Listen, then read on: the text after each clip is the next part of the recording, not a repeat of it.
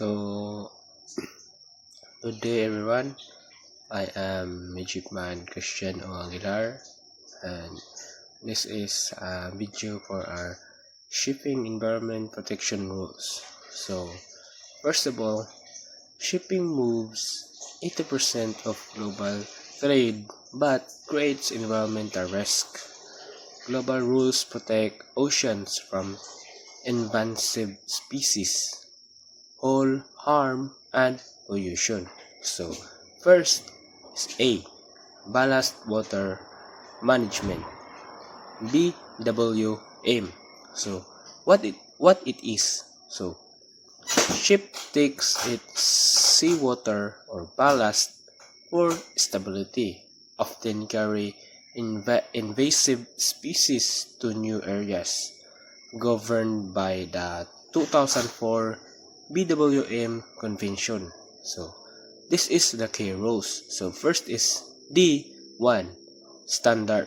Replace 95% of coast ballast with open ocean water. D2 standard. Treat ballast, filter, or UV chemicals before discharge. Required management plan, logs, and certified treatment system. So what is the benefits of this? So, stop invasive species from destroying fisheries and ecosystem. And then B, anti-fouling system. So what is? So organisms sticking to holes, raise fuel use, and spread pests, governed by the 2001 EFS Convention. So the key rules of this is full ban on toxic DPD paints. Use only approved to low toxic and non-stick coatings. So keep certificates and dispose of old paint safely. So the benefits of this is eliminate toxic pollution, cuts fuel use, emissions, slow invasive spread. And then C, other key regulations. So Marpol Convention. So Annex 1 prevents oil spills discharge.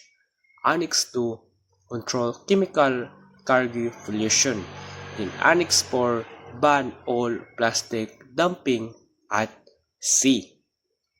Annex 6 cold sulfur nitrogen emissions plus boost energy efficiency. And I will add some extra rules of this. So, structural fuel limits in emissions control areas, and IMO target 50% of lower shipping emissions by 2050, net zero by 2050. Philippines enforcement via PCG Marina plus special protection for sites like Tubataha Reefs. So what is the benefits of this? So addresses all ship pollution types, supports sustainable shipping. And that would be all. Thank you.